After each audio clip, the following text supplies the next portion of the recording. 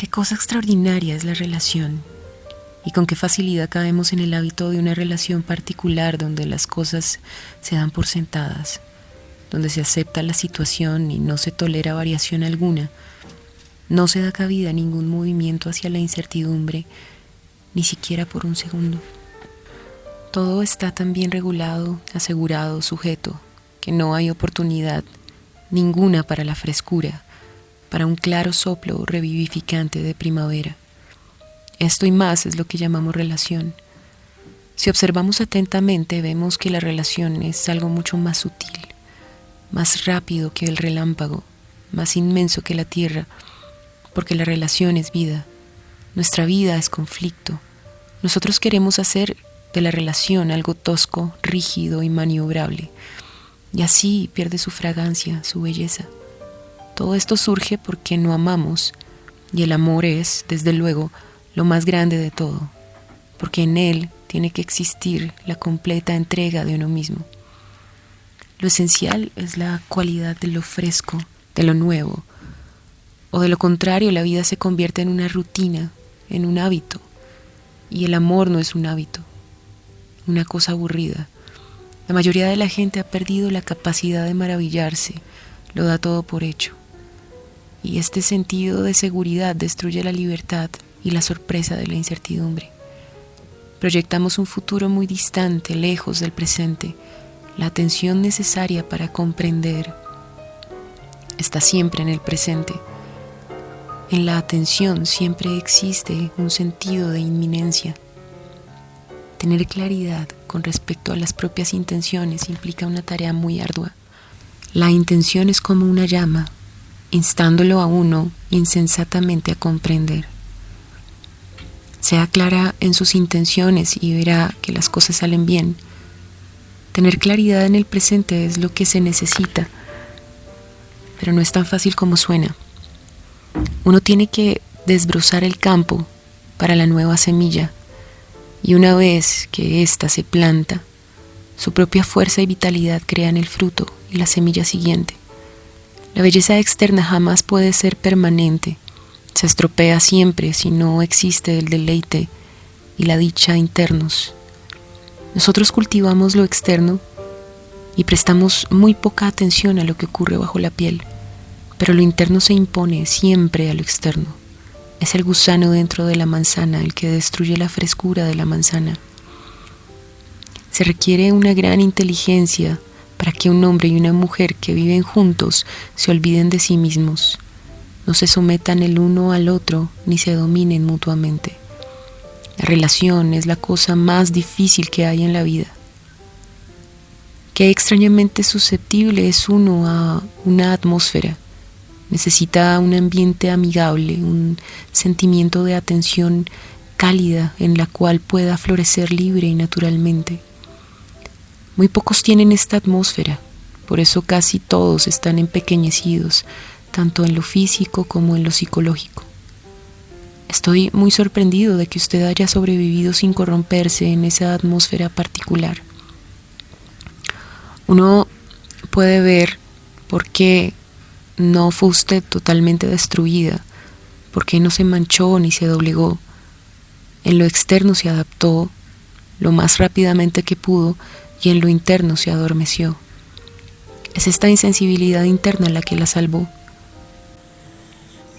Si se hubiera permitido ser sensible, internamente abierta, no hubiera podido soportarlo, y entonces habría existido un conflicto que la habría quebrantado con las huellas consiguientes. Ahora que está internamente despierta y clara, no tiene conflicto alguno con la atmósfera que la rodea. Es este conflicto el que corrompe. Usted permanecerá siempre libre de cicatrices si internamente está muy alerta y despierta y se adapta con afecto a las cosas exteriores. Los sustitutos pronto se marchitan. Uno puede ser mundano aún cuando posea pocas cosas. El deseo de poder en cualquiera de sus formas, el poder de la zeta, el poder de un gran financista o el del político o el del papa, es mundano. El anhelo de poder engendra crueldad y pone énfasis en la importancia del sí mismo. La agresividad del yo en expansión es en esencia mundanalidad. La humildad es sencillez, pero la humildad cultivada es otra forma de espíritu mundano. Muy pocos se dan cuenta de sus cambios internos, de sus retrocesos, conflictos y distorsiones. Incluso si se dan cuenta, tratan de hacerlos a un lado y escapan de ellos. No haga eso. No creo que lo haga, pero hay un peligro en vivir demasiado estrechamente en contacto con los propios pensamientos y sentimientos. Uno tiene que percatarse de ellos sin ansiedad, sin presión alguna. En su vida ha tenido lugar la verdadera revolución. Usted debe estar muy atenta a sus pensamientos y sentimientos. Déjelos salir, no los controle, no los detenga. Déjelos que se viertan hacia afuera, tanto los apacibles como los violentos, pero esté alerta de ellos. ¿Está ocupada con lo que son sus deseos, si es que tiene algunos? El mundo es un buen lugar. Nosotros lo hacemos todo para escapar de él por medio de la adoración, de la plegaria, de nuestros amores y temores. No sabemos si somos ricos o pobres. Jamás hemos investigado a fondo dentro de nosotros mismos para descubrir lo que es. Existimos en la superficie, satisfechos con tan poco y sintiéndonos dichosos o desdichados por cosas tan pequeñas. Somos nuestras mentes mezquinas y así consumimos nuestros días. No amamos y cuando lo hacemos es siempre con miedo y frustración, con dolor y anhelos. Estuve pensando en lo importante que es ser inocente, tener una mente inocente. Las experiencias son inevitables, tal vez necesarias. La vida es una serie de experiencias, pero la mente no necesita cargarse con sus propias exigencias acumulativas. Puede lavarse de cada experiencia y mantenerse inocente, sin carga alguna. Esto es importante, de lo contrario la mente nunca puede ser fresca, alerta y flexible. El problema no es cómo mantener flexible la mente. El cómo es la búsqueda de un método, y el método jamás puede traer inocencia a la mente. Puede volverla metódica, pero nunca inocente, creativa.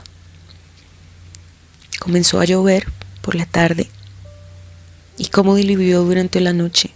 Jamás he escuchado nada como esto.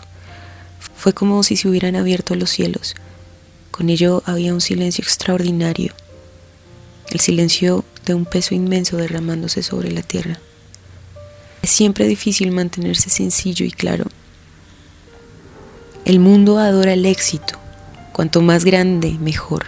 Cuanto más grande es el auditorio, más grande se considera que es el orador. Los colosales superedificios, los automóviles, los aviones y la gente. Se ha perdido la sencillez. Las personas exitosas no son las que están construyendo un mundo nuevo. Para ser un verdadero revolucionario se requiere un cambio completo de corazón y mente, y que pocos son los que quieren liberarse. Cortamos las raíces superficiales, pero cortar las raíces profundas que alimentan la mediocridad, el éxito, requiere algo más que palabras, métodos, compulsiones. Parece haber muy pocos, pero ellos son los verdaderos constructores. El resto se esfuerza en vano. Uno se está comparando perpetuamente a sí mismo con otro, con lo que uno es, con lo que uno debería ser, con alguien que es más afortunado. Esta comparación mata realmente, es degradante, pervierte la propia perspectiva de la vida. Y a uno lo han educado en la comparación. Toda nuestra educación se basa en eso, y del mismo modo nuestra cultura. En consecuencia hay una perpetua lucha por ser otra cosa que lo que uno es. La comprensión de lo que uno es descubre la creatividad, pero la comparación genera competencia, crueldad, ambición, lo cual pensamos que produce progreso. El progreso solo ha conducido hasta ahora a más guerras despiadadas y desdichadas de las que el mundo haya conocido jamás La verdadera educación consiste en educar a los hijos sin comparación alguna. Parece extraño estar escribiendo, parece tan innecesario. Lo que importa está aquí y usted está allá. Con las cosas reales es siempre así. Es tan innecesario escribir sobre ellas o hablar de ellas. O hablar, sucede algo que las corrompe, que las estropea. Hay tantas cosas que se dicen aparte de la cosa real. Este impulso de realizarse que arde en tanta gente, en pequeña medida y en gran medida, este impulso puede satisfacerse de un modo u otro. Y con la satisfacción, las cosas más profundas se desvanecen. Eso es lo que ocurre en la mayoría de los casos, ¿no es así? La satisfacción del deseo es un asunto muy insignificante, por placentero que pueda ser. Pero con la satisfacción del deseo, como es continua satisfaciéndose a sí mismo, sobreviene la rutina, el aburrimiento y la cosa real desaparece. Es esta cosa real la que tiene que perdurar.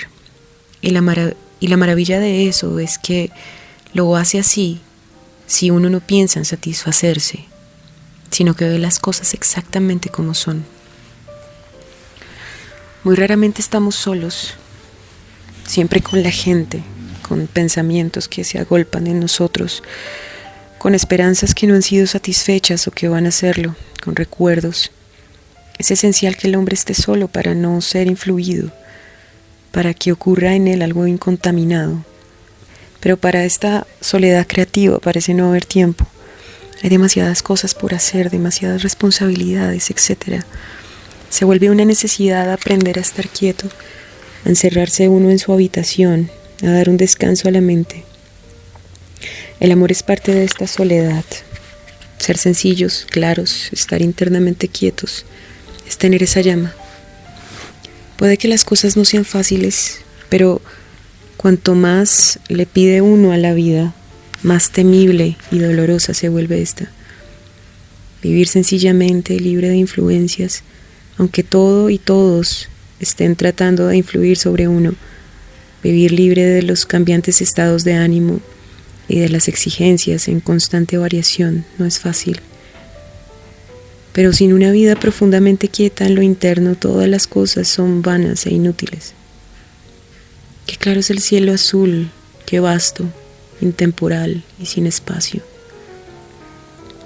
La distancia, el espacio es una cosa de la mente. El aquí y el allá son hechos, pero se convierten en factores psicológicos con el impulso del deseo.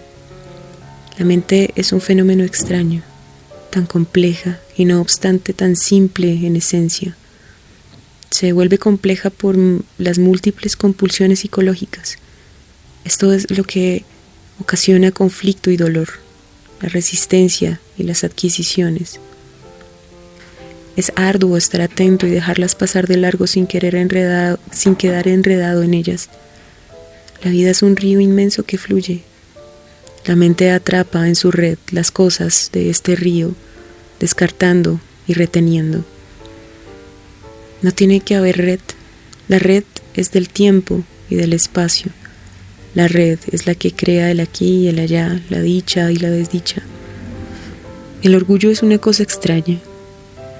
Orgullo en las cosas pequeñas y en las grandes cosas. Orgullo en nuestras posesiones, en nuestros logros, en nuestra capacidad, en la apariencia, en los acontecimientos. Hacemos que todas estas cosas alimenten el orgullo o escapamos hacia la humildad. Esta no es el opuesto del orgullo, sigue siendo orgullo, solo que lo llamamos humildad. La conciencia de ser humilde es una forma de orgullo. La mente tiene que ser algo. Lucha por ser esto o aquello. Nunca puede hallarse en un estado de ser nada.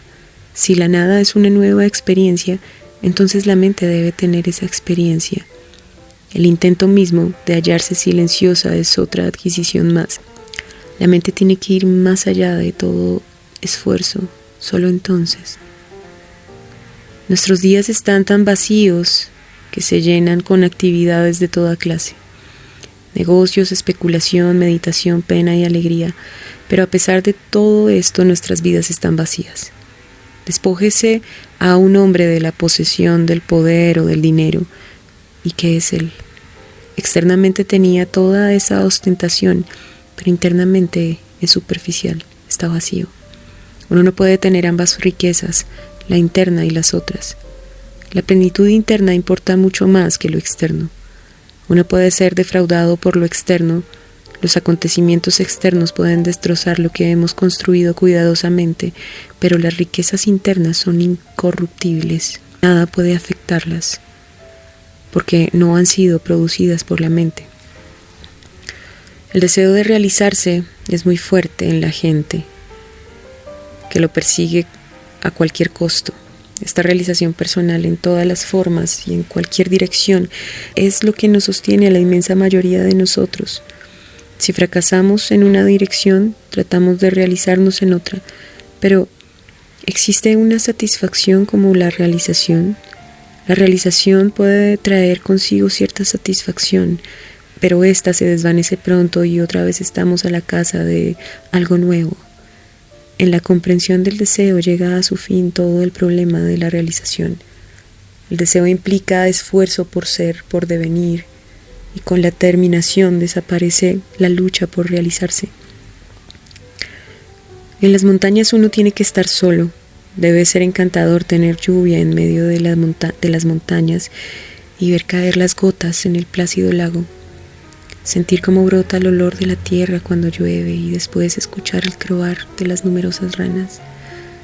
Hay un extraño encantamiento en los trópicos cuando llueve.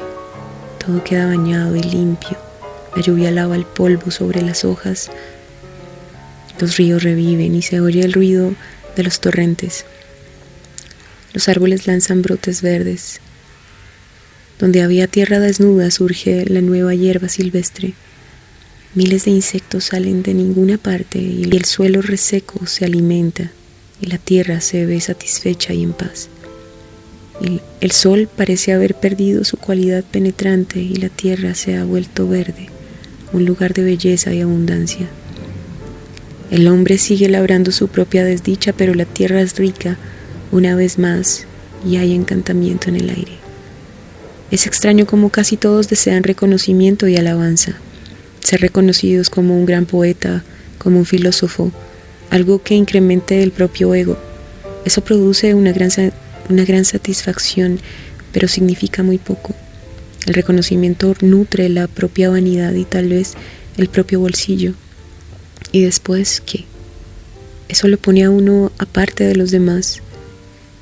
Y la separación engendra sus propios problemas en aumento permanente. Aunque pueda darnos satisfacción, el reconocimiento no es un fin en sí mismo, pero casi todos están atrapados en el anhelo de ser reconocidos, de realizarse, de lograr esto o aquello, y entonces es inevitable el fracaso con la desdicha que lo acompaña. Lo que verdaderamente importa es estar libres tanto del éxito como del fracaso. Desde el principio mismo no buscar un resultado, hacer lo que uno ama, y el amor no tiene recompensa ni castigo. Si hay amor, esto es realmente muy sencillo. Qué poca atención prestamos a las cosas que nos rodean. Qué poco las observamos y consideramos. Estamos tan concentrados en nosotros mismos, tan ocupados con nuestras ansiedades, con nuestros propios beneficios, que no tenemos tiempo para observar y comprender. Esta ocupación hace que nuestra mente se embote y se fatigue, que se llene de frustración y dolor. Y entonces queremos escapar del dolor. En tanto esté activo el yo, tiene que haber fatiga, torpeza y frustración. La gente está atrapada en una carrera loca, en la desdicha del dolor egocéntrico. Este dolor es profunda irreflexión. Los que son reflexivos, los que se hallan despiertos y alertas, están libres de este dolor. Qué bello es un río. Un país que no tiene un río rico, amplio, ondulante, no es un país en absoluto. Sentarse en la orilla de un río y dejar que las aguas fluyan al lado de uno, observar las suaves ondas y escuchar cómo bañan las márgenes, ver a las golondrinas cuando tocan la superficie y atrapan insectos, y en la distancia, al otro lado del río, en la orilla opuesta, escuchar voces humanas o a un muchacho que toca la flauta en un tranquilo atardecer. Acalla todo el ruido que a uno lo rodea. De algún modo las aguas parecen purificarlo a uno, limpian el polvo de los recuerdos del ayer y dan a la mente una cualidad que es su propia pureza, tal como el agua es en sí misma pura. Un río lo recibe todo, las alcantarillas, los cadáveres, la suciedad de las ciudades por las que pasa, y no obstante se limpia a sí mismo de todo eso a las pocas millas. Lo recibe todo y permanece siendo él mismo, sin preocuparse de distinguir lo puro de lo impuro. Son solo las charcas, las pozas pequeñas las que se contaminan pronto, porque no están vivas, porque no fluyen como los amplios, dulcemente aromáticos ríos ondulantes. Nuestras mentes son pequeñas charcas que pronto pierden su pureza. Es esta pequeña charca llamada mente la que juzga, sopesa, analiza, y con todo permanece siendo la pequeña poza de irresponsabilidad que es. El pensamiento tiene una raíz o raíces. El pensamiento mismo es la raíz. La reacción debe existir, o de lo contrario, hay muerte, pero el problema consiste en ver que esta reacción no extienda su raíz dentro del presente o del futuro. El pensamiento está obligado a surgir, pero es esencial advertirlo y terminar con él inmediatamente. Pensar sobre el pensamiento, examinarlo, juzgar en torno a él, es extenderlo, arraigarlo. Es realmente importante comprender esto. Ver cómo la mente piensa acerca del pensamiento es reaccionar al hecho. La reacción es tristeza, etc. Comenzar a sentirse triste, pensar en el regreso futuro, contar los días, etc. es dar raíces al pensamiento acerca del hecho.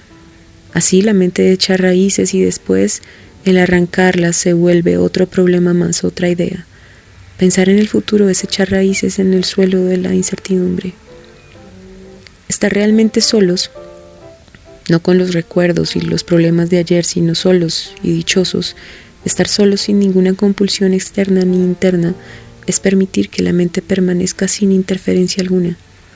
Estar solos, tener la cualidad del amor hacia un árbol, estar a solas con él, protegerlo. Estamos perdiendo el sentimiento por los árboles y así estamos perdiendo el amor por el hombre. Cuando no podemos amar la naturaleza, no podemos amar al hombre. Nuestros dioses se han vuelto muy pequeños y mezquinos y así es nuestro amor. Nuestra existencia es mediocre, pero están los árboles, los cielos abiertos y las inextinguibles riquezas de la tierra. Usted tiene que tener una mente clara, una mente libre que no esté atada a cosa alguna. Esto es esencial. Y uno no puede tener una mente clara, penetrante, si hay temor de alguna clase. El miedo traba la mente. Si la mente no se enfrenta a los problemas que ella misma ha creado, no es una mente clara, profunda. Afrontar las propias peculiaridades, darnos cuenta de nuestros impulsos internos, reconocer todo esto sin ninguna resistencia, es tener una mente profunda y clara. Solo entonces puede haber una mente sutil, no solo aguda. Una mente sutil no se apresura, vacila. No es una mente que saca conclusiones, que emite juicios o formulaciones. Esta sutileza es fundamental. La mente tiene que saber escuchar y esperar moverse con lo profundo. Esto no es para lograrse al final, sino que esta cualidad de la mente tiene que estar ahí desde el principio mismo. Usted puede tenerla. Concédale una plena y profunda oportunidad de florecer. Penetrar en lo desconocido, no dar nada por sentado, no suponer nada, estar libres para descubrir. Solo entonces puede haber hondura y comprensión. De lo contrario, uno permanece en la superficie. Lo que importa no es comprobar o refutar un punto, sino descubrir la verdad. La verdad del camino se comprende solo cuando existe lo que es. Lo que es no es diferente del pensador. El pensador es lo que es, no está separado de lo que es. No es posible hallarse en paz si hay cualquier clase de deseo, cualquier esperanza de algún estado futuro. El sufrimiento es lo que sigue al deseo y la vida está generalmente llena de deseos. Incluso alimentar un solo deseo lleva a incesante desdicha. Es porque liberarse de ese único deseo, aún el saber que ese deseo requiere atención, es para la mente un asunto bastante serio. Cuando lo descubra, no deje que se convierta en un problema. Prolongar el problema es permitirle que eche raíces. No deje que se arraigue. El único deseo es el único dolor. Oscurece la vida. Hay frustración y angustia.